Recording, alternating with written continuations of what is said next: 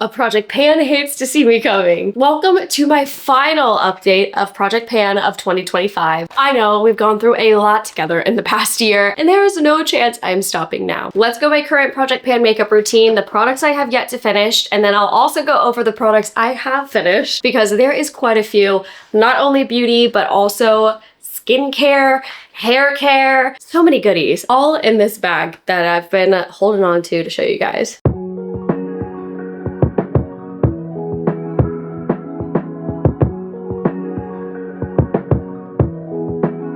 But first, the classic headband. My newest addition into Project Pan is the Ilia Super Serum Skin Tint. So far, so good. I like this product a lot. I do have better results when I blend it into my hands, get it a little bit warm before putting it on my face. Sometimes I just feel like I don't want to get my hands dirty, and it takes me a couple washes to get all the makeup product off of my hands. So today we're using a brush. For concealer, I am finishing up the last bit of my foundation stick from Trustique. As you can see, there is so little left. I've been using my finger in order to get the last remaining bit in there. The cool thing about Trustique is that this is a refillable makeup brand, so once I'm done, I can adjust either colors or I can just choose to recycle this afterwards or refill it. Whatever I deem to choose. For now, I'm enjoying exploring other types of foundation products, and I think I've discovered a stick is maybe a little too heavy of a coverage for me personally. So I'm not sure if I would repurchase this, but it's definitely fun to try, and I'm really excited that I'm at the end of this product. And then I blend it in, blend it in, blend it in, blend it in. How are we feeling about Project Pan videos?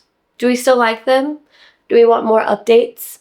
I've been doing this for about a year now, and I really love it. I think Project Pan has taught me so many important lessons. The biggest one being to appreciate the things that I already have. Not to mention, I've saved so much money on not buying excessive amounts of makeup and beauty products. Next, let's move into contour, blush, and highlight. I'm starting with contour. Old trusty, tried and true. Here's what we're at. Even though I use this so much, I guess I just use so little. Every video, I feel like it is just not changed. It is unchanging. But you know, I'm not mad about that. I like this one a lot, and once this is done, I don't have any other contours, so this is definitely a repurchase for me. This is the contour stick from Merit Beauty. Honestly, most things I've tried from Merit, I do like, so that is a brand I would recommend if you're on the hunt for something new. What I've been doing lately, instead of switching to a bunch of different brushes, is I've just been using the same foundation brush to blend in my contour and my highlight. I use a different brush for my cream blushes because that's a very significant difference. But I do find that this is really nice. It creates just this like subtle look and blending because it's blending in with the leftover foundation that's on my brush too. Overall, it just feels like a good little blend. Because usually when I watch other creators do their makeup routines, they have a gajillion different brushes for a bunch of different things, but for me, the simpler the better. Blush, we are still working through Mob Beauty. This is the lowest I think I've ever had a blush before in my life, which is extremely exciting, and I love that I can see the pan here. I will say that when I'm putting the product on my blush, on my brush, my blush brush, it's getting really difficult to put the product like evenly distributed on my brush. So I'm really close to panning this, I think by the end of the holiday season, since I wear more makeup due to events and gatherings and seeing friends and doing things. This is definitely gonna be gone by the end of the year. Again, this is another refillable makeup brand called Mob Beauty. The one thing that I've decided I really love about this brand is that I can replace this palette, this pan on the inside here, with any other color. It does not have to match. Like, this is just a very generic holding packaging, and whatever goes inside could either be one blush, which is the size of this square here, or I could do like 2 eyeshadow palettes if I decide to do that, which I do think I would repurchase this blush. I really like this shade. It is the shade M70. We actually just finished one more little corner of it in today's makeup routine. How exciting. So here is what I'm saying about it being so little blush left that it's not being evenly distributed on my brush. Look at this. Look at this. It's looking a little wonky. It's looking a little wonky. So I feel like the blending of this just takes me 10 times longer to actually get through. Let me show you what blush I'm gonna incorporate into Project Pan once that is done. Here are the two options. I've got this creamy coral shade, or I have this cooler mauve-y shade of blush. Both from the brand Trustique. We saw these earlier with my foundation stick. Let me know in the comments what you think I should pan next. They're both about the same. I got them at the same time. This one I have used a bit. Let's see how much is left. We've got this much left here in the cooler shade. Let's see how much we have left of the warmer coral shade. A little bit more left here. So let me know which one you think I should pan next. For reference, here are the two shades together, and I'll show you on my hand. Cooler shade on the bottom, warmer shade up top. There are the two differences. Let me know, because I can't make a decision to say I'm way too indecisive for my own good. I will say what's fun about trying some of these other colors and shades that I picked up is that I am trying things in makeup looks and shades and tones that are maybe different than I usually would. Like historically, I think I would have selected a blush, even not even like this color, maybe more of like a browner, orangier blush. Even the shade I'm wearing now, plus both of these shades, are maybe colors I wouldn't normally gravitate towards. But for some reason, they are living in my makeup bag and I gotta use them anyways. So it's fun to explore with them and figure out if I actually like them by wearing them multiple times. Sometimes with one wear, you can't really decide fully if you like that color on you. It takes some getting used to, it takes a little experimentation with different formulations and colors and products and brands. And so all that to say, you have to let me know which color to choose next. Okay, I gotta blend this out.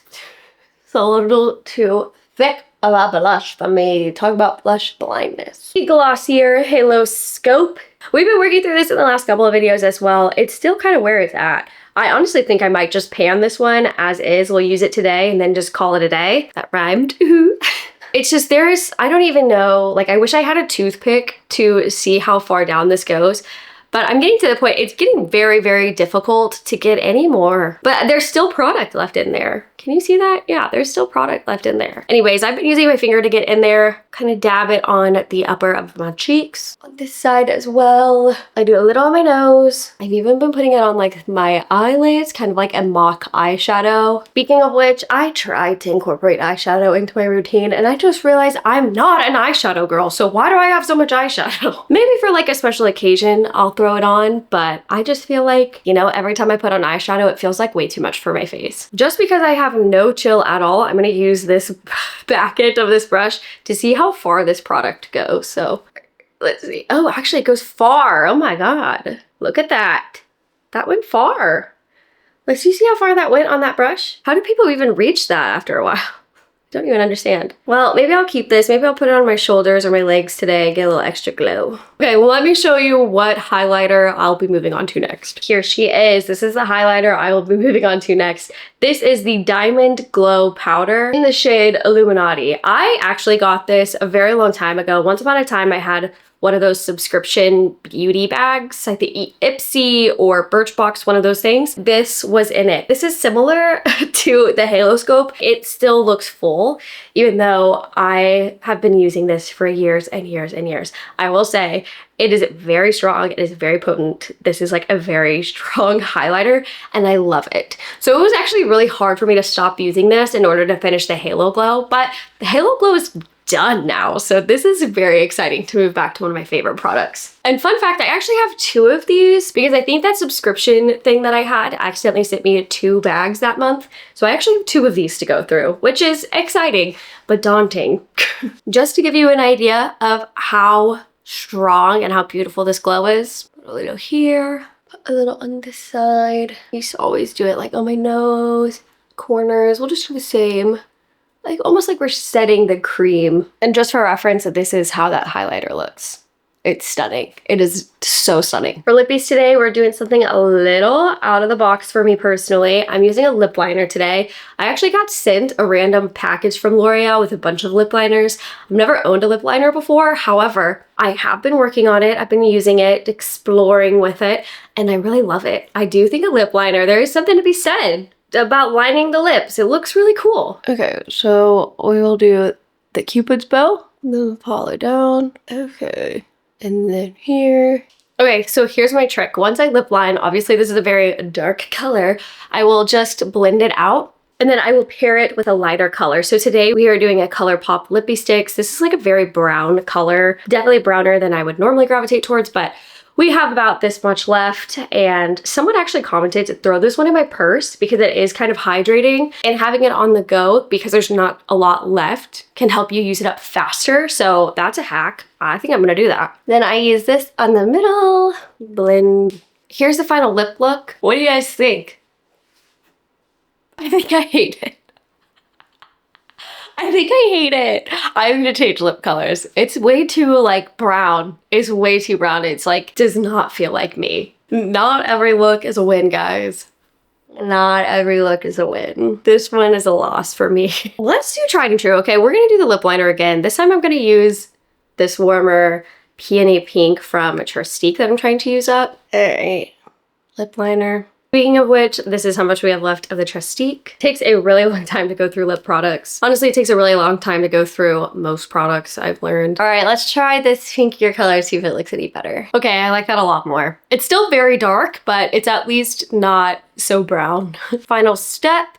We are going for the eyes. We are working through the Jones Road Beauty Mascara. I really like this one a lot. Feels like it gives good volume to my lashes, which can't complain about that, can you? I have a hard time knowing when it's time to move to the next mascara. I feel like I've read about 3 months is a good enough time to use it consistently and then move on to the next one. I feel like I lose track of when it starts to dry out. Like if mascara is going on my lashes, then in my head I'm like, this is still good. But a lot of people disagree with that. So if you have any recommendations on how long until I move on to my next mascara, let me know, or I'll do some research and figure it out myself. But it'd be easier if you just let me know. I also have a tendency to get mascara all over my eyes like this, so I'm not sure if it's just because I'm impatient or what, but Q-tips do come in handy. And here is the final look. Today's look du jour, French for look of the day. What do we think? How is it? It's a little bit moodier. I think the lip is giving a little bit moodier than I normally wear, but I'm not mad about it. I do think it's fun. Fun to change it up every once in a while. All right, now let's go through my bag of empties. Now, it looks fuller than it is because a lot of shower products are in here, which are just inherently in larger bottles. So going through some of the things that I have finished up, number one being my second bottle of the Pacifica Melt For You Facial Cleanser. This smells like peaches, which I really, really love. And I do feel like it does get off all of my makeup, makes my face feel clean afterwards. Now, I did switch to another one because I didn't see this in my grocery store when I was picking up face wash. So I've moved on to another one, but that is definitely one I would repurchase. I've also gone through my second bottle of the Naturium Glow Getter, the Glow Getter Multi-Oil Body Wash. My first bottle I loved. My first bottle I really loved.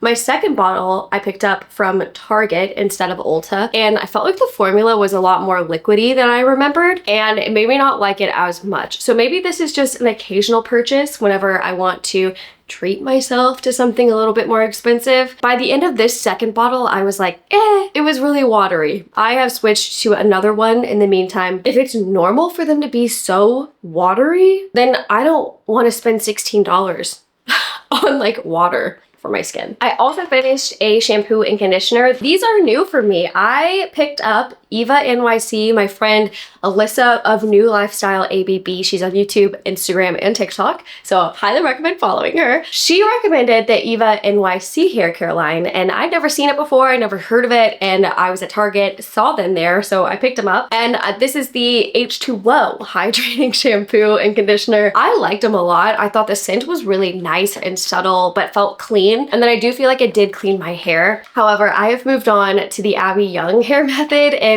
picked up some L'Oreal products to try on my hair now. So I'll give a review on those in my next one whenever I finish those. I finished the Uni or Uni. I'm not exactly 100% sure how to pronounce this, but I finished this. This is a lotion, even though it says serum, skincare serum, but it's just a body lotion. I do like how thin it was. It felt like it was really hydrating for my skin. One thing I did not like about this brand or this product really is that the smell was too strong for me. It smelled good, but like to put it all over my body was just way too strong for me. So what I ended up doing was mixing this with an unscented lotion, and that's how I was able to finish up this bottle. Otherwise, it was just too strong of a smell. But I do like the idea of a serum, and this is an aluminum bottle, so it makes it really easy to recycle this afterwards, which a girl appreciates. I finished up the OGX fade-defying orchid oil. Number one thing I loved about this was the smell.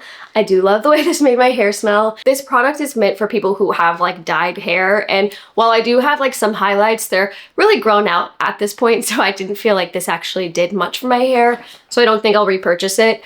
But the smell, I did really appreciate. It did smell very good. I finished my second bottle of the Coco Kind Electrolyte Water Cream. Love this face moisturizer. It is lightweight but hydrating, and I'm on my third bottle of it. You can even see I cut this baby open to use the rest of it. That's how you know I really love a product. Last but not least, I finished up the High Bar deodorant. This is another one that I really did like the smell of it.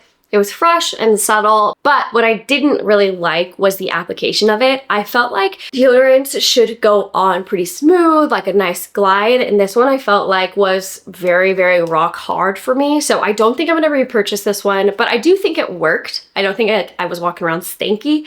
I just didn't love how hard the application was. Maybe it's one of those things you have to use like your body heat or body temperature to warm it up so it glides on better, which is totally possible, but I just don't have the patience for something like that. So this is not a repurchase for me, but I'm glad I tried it. And it's cool because it is plastic-free packaging. This is cardboard, so I can just compost this, which is really, really cool. And that is my update. So thank you guys so much for sticking around.